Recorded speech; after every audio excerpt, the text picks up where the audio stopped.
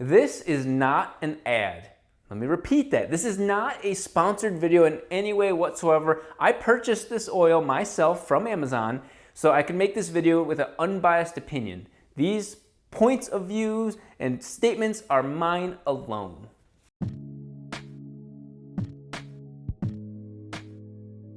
So some of you have seen in the past, Pennzoil has graciously sent me out to go see the 787B out at Amelia Island and other things, but they've never had me do an official video about the oil, just saying you can buy it online. For those of you wondering what sort of oil I use, the Ultra Platinum Pennzoil 040. You cannot buy this in stores. You can only get it on Amazon and Walmart.com. That's kind of weird, but that is what they do. If you go to like Murray's or O'Reilly's now or AutoZone or those, you'll see Pennzoil's silver stuff. It's just platinum, not ultra platinum. There's a slight difference in the two. What's so notable about this stuff? Well, this is literally the stuff that they use in Indy cars. Like they actually take this, no additives, no nothing, and they pour it in an Indy car and do 14,000 RPM, and they throw it into Dodge, all their SRT cars, their big boats, all their Demons and Hellcats run on the same stuff. I took this, I bought $60 worth of oil, 6 quarts, and put it in the beast behind me. Now you're thinking, oh yeah, you just did it now and we'll do some tests. No, when you saw me do 42 pulls, 8 hours of dyno time, no cool downs, the dyno overheated before the car did, it was running this oil. The very first thing we did is we did a whole grueling night of dynos. I'm gonna skip the 41 first pulls and testing and fuel pump issues and go straight to the piece de résistance, the best pull of the night. This is where we made 840 horsepower. This is Elliot just kind of dicking around in the throttle, rode through first, second, third, put it to fourth, and hauled ass all the way up to, well, 7,000 RPM. He didn't even go to 8,000. Went to 7,000 RPM and made, holy shit, he actually made that much horsepower off of 7,000 RPM, not 8,000. Our oil temps were at 160 degrees. At the very end of the run, we were at 206 degrees Fahrenheit. So we were certainly cooking that oil. I could probably use some more cooling. So this oil is seeing very realistic pressures, temperatures, and clearly lubricating the engine short of the apex seals on a very hard, intense pull. When you saw me drive for a couple hours out to Battle Creek, it was running this oil, as well as doing the top speed run where I broke a record, running this oil. I'm sure Pennzoil is loving me right now. They're probably biting their teeth like, what's he gonna say if they watch the video? The fact is, over a whole 2 weeks of pretty grueling tests, this oil did a kick-ass job. I wanna compare it though to what I used in the past and just give you honest opinions and observations. So check this out. This is 040. So it's gonna be lighter than what most people are used to on a rotary engine. Check this out.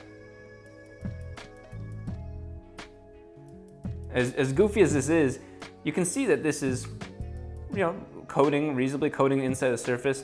Obviously, this is room temperature. Hang on with me for a second, but you can see it moves fairly quickly. Oh, hi there. You probably thought I was gonna use more Pennzoil. That's where you're wrong. This is the stuff I used to use, Valvoline. It's still great oil. It has nothing to do with what it is or isn't, but check this out. We're gonna find out this stuff is much thicker. And for those of you guys that are oil experts, of course, every single one of you are armchair quarterbacks, you're gonna know that, yeah, Rob, this is elementary stuff. The point is, this stuff is thicker for a reason. Rotary engines run hot. This is an oil, a thicker oil, meant to protect the engine at higher temperatures. But you see how slow that is? There's an upside and downside to thicker oil.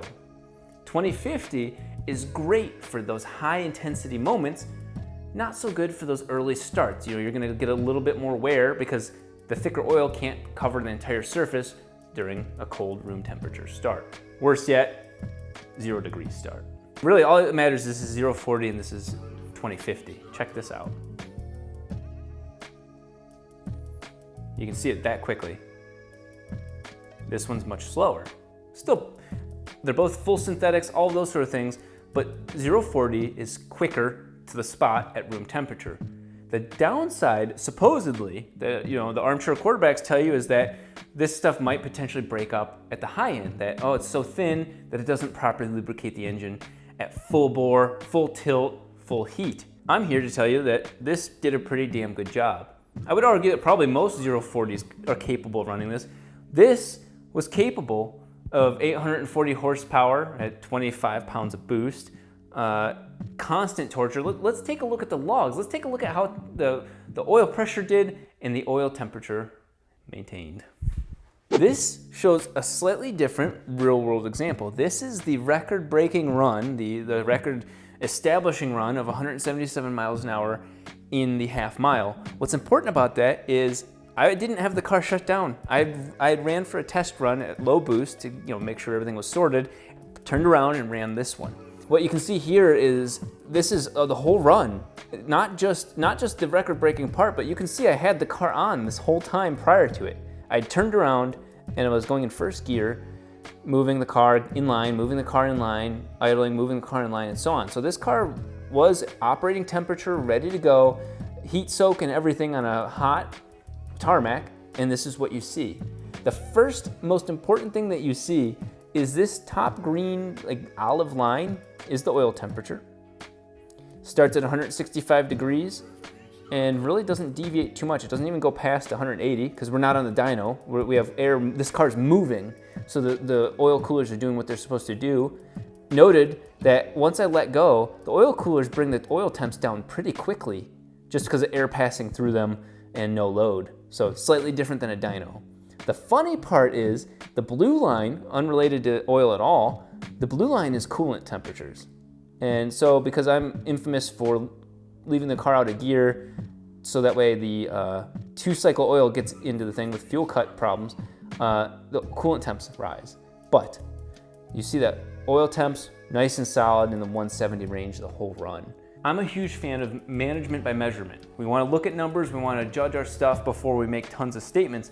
So let's check this out. This is the oil that was used in all of that.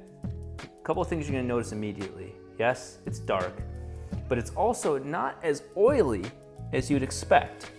And there's a very good reason for this. You see that drop, and so on. Certainly smells like gas. There is gasoline in my oil.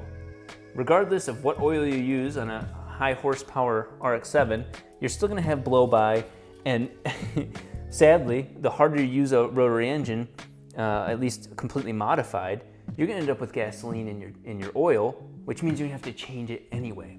So, what does that mean to me? That means that I'm treating this oil more like an Indy car instead of a sedan or a normal vehicle, regardless of what oil I use. So when somebody says that, hey, I have an Indy car going 14,000 RPM for a whole weekend using one set of oil, that's got my interest.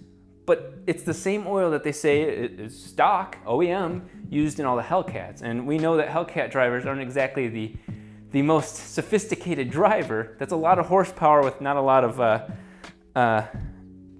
desire for education about how handling that horsepower works. But that's the point, is that you're putting this oil into some pretty serious situations. I'm sold, but what we're gonna do is take this oil, drain it, and send a part of it off to the lab to have it looked at. We're gonna look at contamination, we're gonna look at metal filings, all of those sort of things, find out what's going on with this oil in this car. Obviously, it's clear that it performed for the last 2 weeks without a problem. That was never an issue, that was never a concern. I was roasted by several people in the rotary community that I was using 040, but the fact is, it works. I'm just gonna let the facts back up what I'm saying. Anything good enough for my RX-7 is damn well good enough for me. Cheers.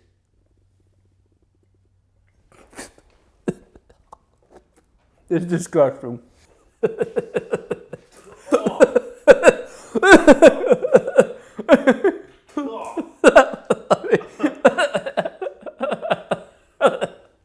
That's what I say, the first thing you notice is like I can eat like chicken covered in that shit, but